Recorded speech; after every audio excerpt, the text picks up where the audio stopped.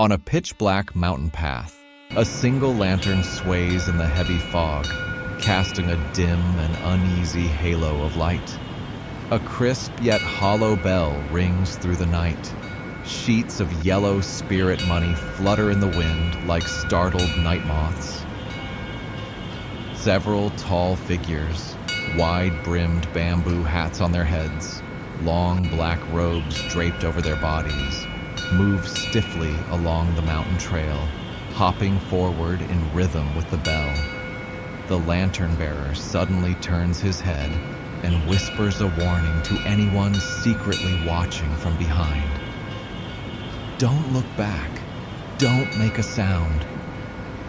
They're right behind us.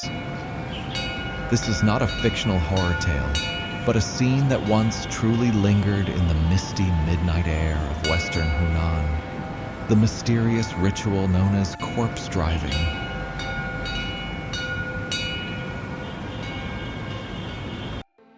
Chapter 1. Phantoms in the Fog, a witness's trembling account. This eerie scene comes from the first-hand testimony of an old hunter from Xiangxi, Hunan. The story took place in the late autumn of the 23rd year of the Republic of China, 1934. At that time, Xiangxi was remote, government influence was weak, and many ancient customs and trades continued quietly among the mountains. It was a cold night. The moon was hidden, the stars extinguished, and a heavy wet fog filled the valleys, so thick it felt as though you could wring water from it. The old hunter had lost track of time while tracking a rare wild deer and was making his way back along a treacherous mountain path, his steps slow and uneven. The world was silent. All he could hear was his own heartbeat and the sharp crack of dry twigs breaking beneath his feet. Suddenly, a faint ringing broke through the dense fog, distant at first, but slowly approaching.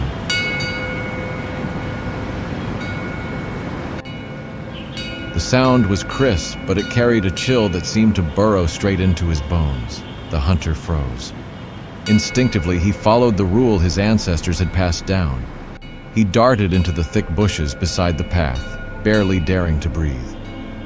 In those turbulent years, anyone you met on a mountain at midnight might not be living. The bell grew nearer. A dark silhouette slowly cut through the fog. The first figure to emerge was a thin man, dressed in a faded green Taoist robe. His face was waxy and pale, expression as still as stone. In one hand, he shook a strange, soul-guiding bell. In the other, he mechanically cast handfuls of yellow paper money into the air. The fluttering papers drifted down like pale leaves, paving an ominous road toward the underworld for the strange procession behind him. But what nearly froze the blood in the old hunter's vein were the beings walking behind the Taoist. A row of tall figures followed, moving in single file. Wide bamboo hats covered their heads, and long black corpse shrouds draped over their bodies, concealing them completely. Their gait was unnatural, not walking but hopping stiffly in jolting intervals, as if their knees refused to bend. Each landing produced a dull thud, forming a ghastly duet with the crisp ringing of the bell.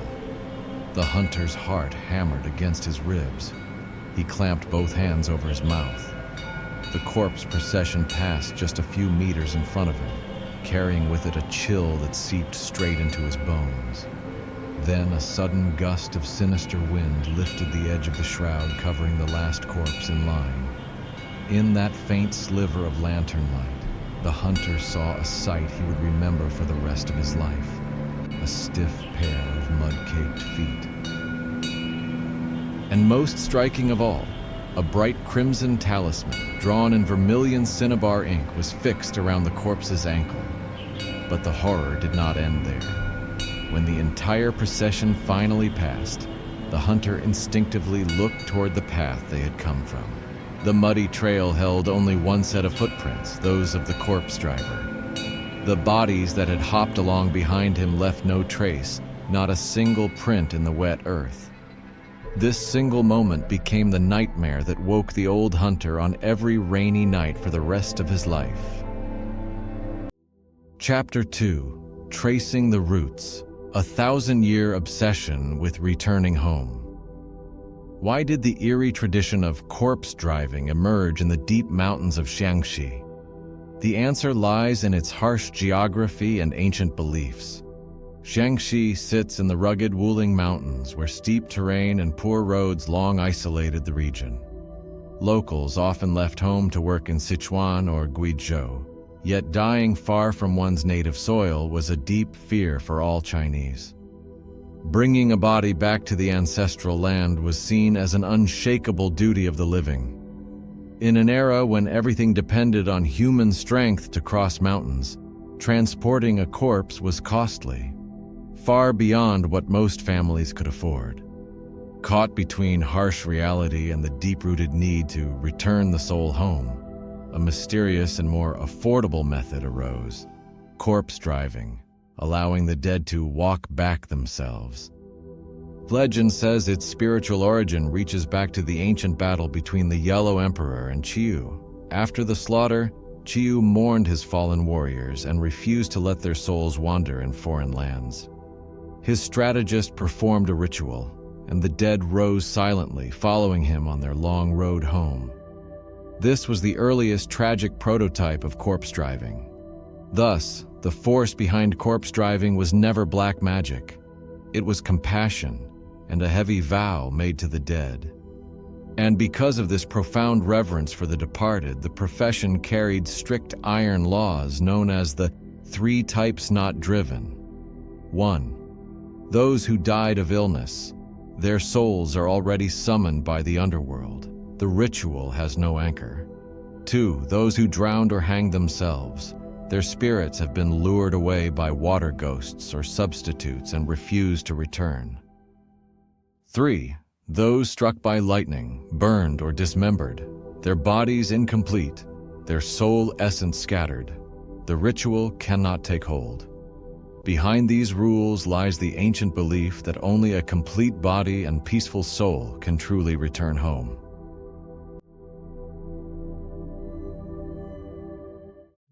Chapter 3: Secrets of the Craft, an ancient ritual walking between yin and yang. To become a corpse driver, one who walks the boundary between the living and the dead, one must endure requirements so strict and trials so brutal that ordinary people could hardly imagine them. First comes appearance. Candidates must be naturally intimidating, ugly, or with birthmarks or scars on their faces. It is said such features ward off evil and, more importantly, frighten any travelers who might accidentally cross paths with them at night, ensuring they turn away quickly and avoid unnecessary trouble or panic. Second comes courage, the core test of initiation. At midnight, the master sends the apprentice alone to a designated abandoned graveyard to retrieve a bamboo stick or talisman placed atop a newly buried grave. Only those bold enough to confront absolute darkness and calm enough to stay rational under suffocating fear can survive this life and death trial. Finally comes endurance. Leading several heavy bodies over treacherous mountain paths, traveling day and night, requires a physique tough as iron and a will unyielding as stone. Once these trials are passed, the true mysteries of the craft revolve around 3 sacred tools. 1. The Chenzhou talismans. These talismans are the very soul of corpse driving. Among all Taoist talismans, those made in Chenzhou of Xiangxi, modern-day Yuanling, are considered the most potent, hence the name Chenzhou talismans. Drawn with vermilion cinnabar, a substance of pure yang energy, these symbols are placed on critical points of the corpse: forehead, chest, back, palms, soles, covering the key, 7 apertures and 13 vital sites. They serve 2 purposes: preventing decay, acting as a preservation seal; commanding and containing the wandering soul, acting as the control card that directs the dead. Once attached, they must not be removed until the corpse is safely before its family. 2. Cinnabar. a sacred material of ultimate yang energy. In Taoist culture, cinnabar is the highest tool for repelling evil. Corpse drivers pack the corpse's ears, nose, mouth, and anus with cinnabar. This serves two functions. One, preventing external yang energy from entering and internal yin energy from leaking, slowing the body's decay.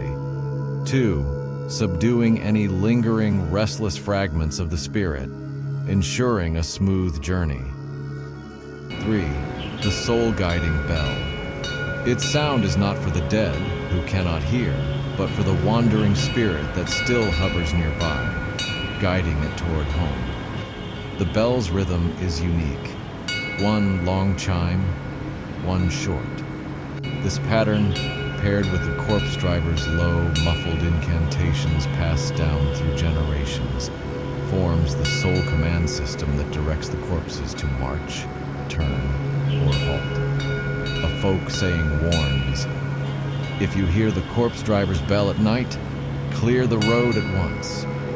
The bell is both a spiritual GPS and a deadly, serious warning to the living to stay far, far away. So how exactly did the corpses walk? Beneath the fog of history, explanations diverge, leaving behind several of the most mysterious theories. The sorcery theory. According to this view, the corpse driver used powerful Xiangxi talismans and specific incantations to force the deceased's wandering 3 souls and 7 spirits back into the body. The corpse thus became something between life and death, a living corpse, or corpse puppet, that could faintly sense the call of the soul-guiding bell and mechanically follow it until the talisman's power dissipated. The transport theory. In this explanation, the corpses never walked at all. Instead, 2 or more assistants inserted long, flexible bamboo poles under the corpse's armpits and tied the arms securely to the poles. Like carrying a sedan chair, the front and rear carriers lifted the corpse and walked in unison. Since the body was draped entirely in a long black shroud, the poles were perfectly concealed. In the darkness, the thick fog, and the swaying sleeves of the robe, the distant silhouette appeared to be a stiff figure hopping forward with arms outstretched. The iconic hop-hop movement was simply the result of the bamboo poles bouncing up and down as the carriers coordinated their steps. But what's puzzling is that the old hunter didn't see anyone carrying the corpse. The dismantling theory. In this version, corpse drivers did not transport intact bodies at all. They secretly disassembled the corpse, removing primarily the bones and skull, then preserved them using special herbs such as cinnabar. These were carried separately by the driver or apprentices. Once they reached the destination, the remains were rapidly reassembled using clothes, straw, lime, and padding. The reconstructed body was then dressed neatly. Before burial, the grieving family, overwhelmed by emotion and trusting the corpse driver completely, was allowed only a brief viewing, during which they seldom questioned the appearance closely. Thus, the profession's most guarded and most tragic secret remained safely hidden. However, this explanation falls short. Why would the corpse the old hunter saw be moving by hopping? Whatever the truth may be, this silent procession traveled only by night, crossing counties and provinces, resting exclusively in corpse inns built to receive them. These inns had doors that opened inward, an unusual design, and no thresholds. The corpses were placed standing against the wall behind the door, like silent sentinels guarding the boundary between yin and yang. Every step of the process, every taboo, was woven with a logic and wisdom that outsiders could scarcely comprehend.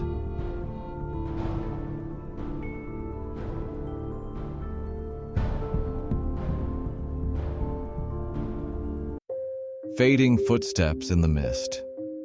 Corpse driving disappeared not because the stories faded, but because the world changed.